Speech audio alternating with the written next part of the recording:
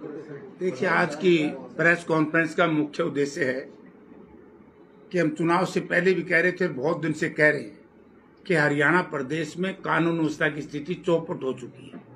जब हरियाणा प्रदेश में चौधरी भूपेंद्र सिंह हुड्डा के नेतृत्व में कांग्रेस पार्टी की सरकार थी, तो उस वक्त आप लोगों ने देखा होगा कि बदमाश कोई ढूंढे से नहीं मिलते थे। और आज हमारे जाने के बाद, हुड्डा साहब के जाने के बाद, आज बदमाश बेखौफ घूम रहे। और जिस तरह का वीडियो मैंने देखा है हिसार का, इस तरीके से बेखौफ बदमाश यदि शहर में घूमेंगे तो आप ये देखिए कि जान माल की सुरक्षा की जिम्मेवारी तो गवर्नमेंट की है। तो आज तक सरकार उन लोगों को गिरफ्तार नहीं कर सकी, पुलिस। तो इसलिए हमने आपको बुलाया कि हम ये आपसे वायदा किया था चुनाव से पहले कि यदि हरियाणा प्रदेश में जिस दिन भी आप कांग्रेस पार्टी की सरकार बनाएंगे, कल हमारे नेता चौधरी भूपेंद्र सिंह हुड्डा का भी बयान फरीदाबाद से आज छप गया है। उन्होंने कहा कि सरकार आते ही 72 घंटे के अंदर अंदर या तो ये हमारी समान विचारधारा में शामिल हो जाएंगे या हरियाणा छोड़ जाएंगे। बदमाशों को बदमाशी करने के लिए हरियाणा की धरती पर कोई स्थान नहीं होगा। मैं हरियाणा प्रदेश के मुख्यमंत्री से कहना चाहता हूं, क्योंकि गृह मंत्री भी उनके पास है, वो 200-300 पुलिस के लोगों को लेकर के साथ चल रहे हैं और बदमाश बेखौफ होकर के घूम रहे। तो मुख्यमंत्री जी जवाब दो। जो हमने आपसे कहा था, क्या शहर में मेरे ख्याल में 30 या 35 घराने ऐसे हैं जिनको थ्रेट मिली हुई है, जो पुलिस साये में जी रहे हैं, सांस ले रहे हैं और घर से बाहर नहीं निकलते। आज मेन कारण था कि कानून व्यवस्था की स्थिति में मुख्यमंत्री जी, गृह मंत्रालय उनके पास है, वो इस्तीफा दें या इसको नियंत्रण में लाएं, वरना हमारा इंडिया गठबंधन के लोग एक आध दिन में हम कोई और निर्णय लेंगे जो प्रजातांत्रिक तरीके से हम इस सरकार का विरोध करेंगे। आज तो हमने आपको बुलाया इसलिए क्योंकि कल ही जिस तरीके से शहर के लोगों ने, मेरे हिसाब से दलगत राजनीति से ऊपर उठ करके प्रयास किए जा रहे हैं शहर में, हम उनकी सराहना करते हैं। व्यापार मंडल के लोग भी हैं उसमें, दूसरे संस्थाएं भी हैं, सामाजिक संस्थाएं भी उसमें लगी हुई है।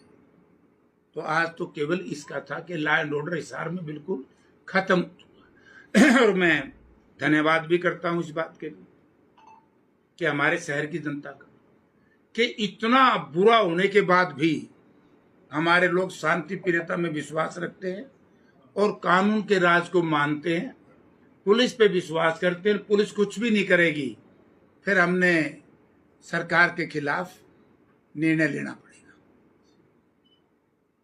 सरकार तो ऑलरेडी अल्पमत में चल रही है, अल्पमत में चल रही है सरकार। अब जब हम अल्पमत में कहते हैं तो सरकार बहुमत की कहते हैं। मतलब ऐसी अजीब सरकार मैंने कहीं देखी। एक कहावत थी, तले धरती ऊपर राम, बीच में लटका फलाना राम। तो ये सरकार तो ना जमीन पे, ना आसमान पे, ना सरकार है ना सरकार नहीं है। यानी कि जो बीजेपी के खिलाफ मैं हमेशा से कहता हूं कि लोक लाज से चलता है। भारतीय जनता पार्टी में देश की सरकार से लेकर के प्रदेश तक लोक लाज नाम की कोई चीज नहीं, शर्म नाम की कोई चीज नहीं।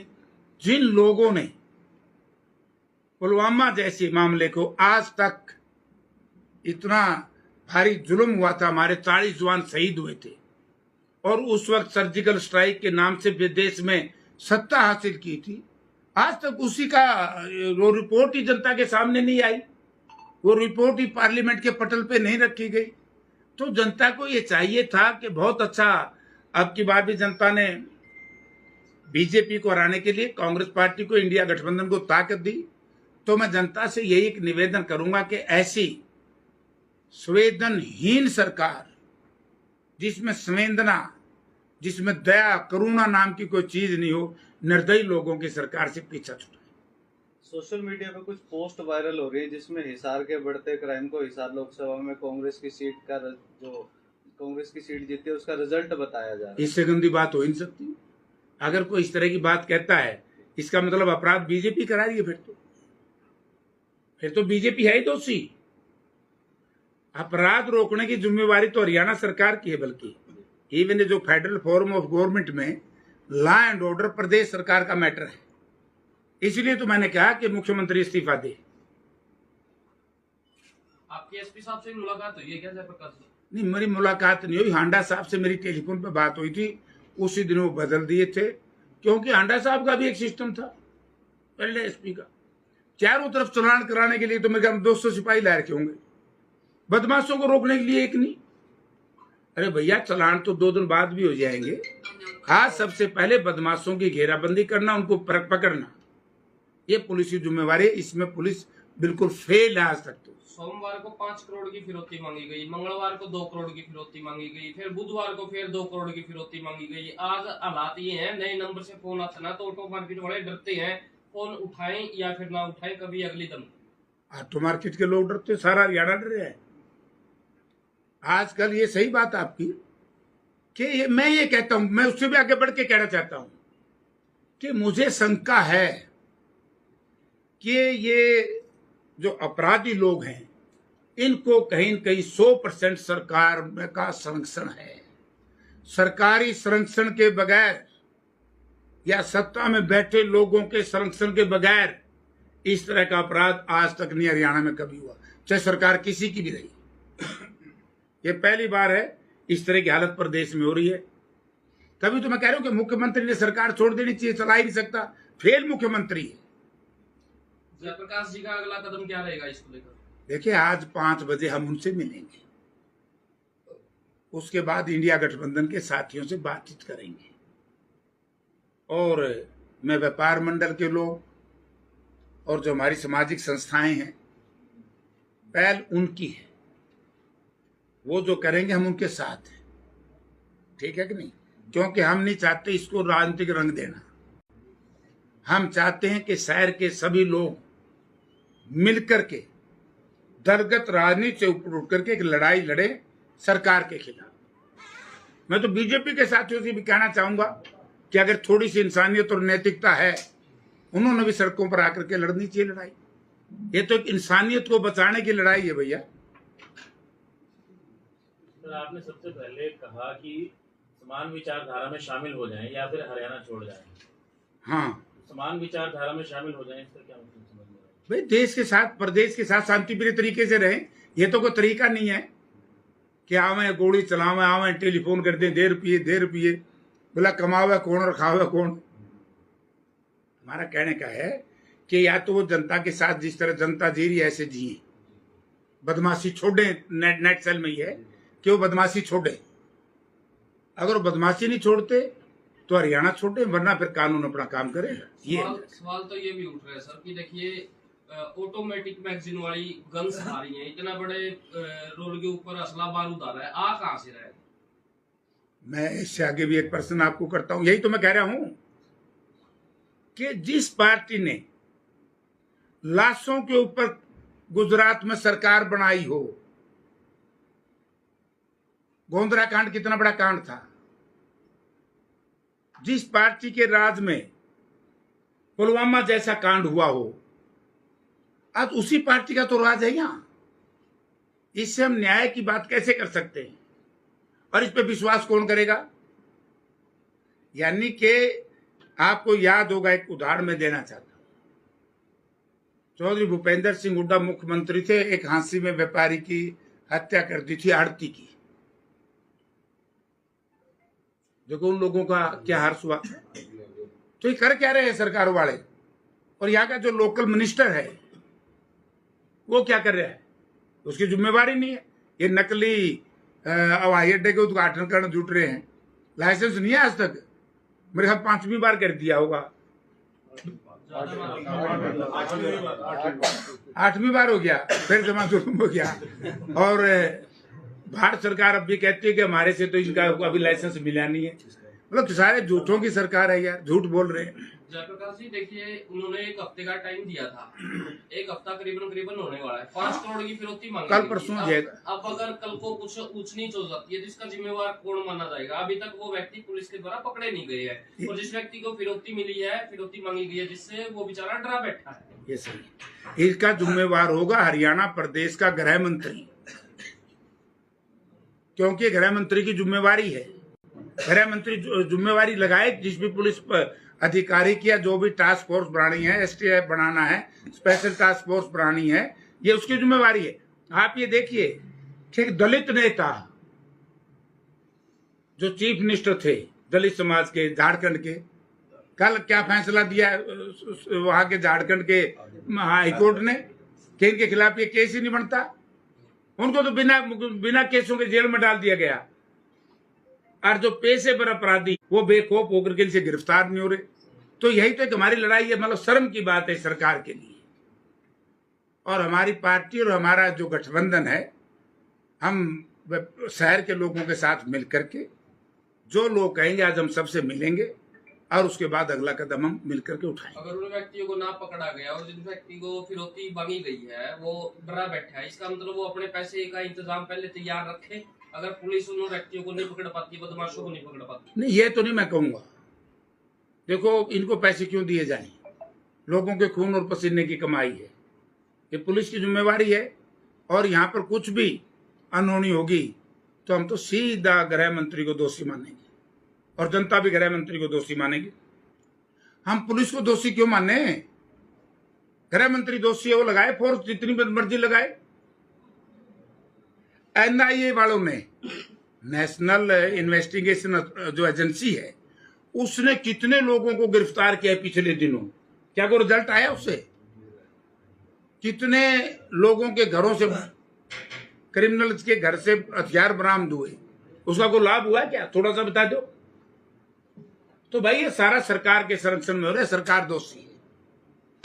और हम सब ने मिलकर के इसको जन आंदोलन बनाएंगे और तब जाकर के पूरे हरियाणा प्रदेश में हम इस लड़ाई को लड़ेंगे। ऐसा ना हो वो चिड़िया चुग गई खेत वाली राम गाड़ी दोबारा हो जाए। और लपे सिंह राठी ने भी मांगी थी प्रोटेक्शन, उनको मिली नहीं थी और उनको गोलियों से भून दिया था। कभी वही हालात दोबारा हो जाए साथ। देखो भी, ये तो भाई दोषी सरकार दोषी है। तो क्या है कि शर्म नाम की चीज नहीं है सरकार में।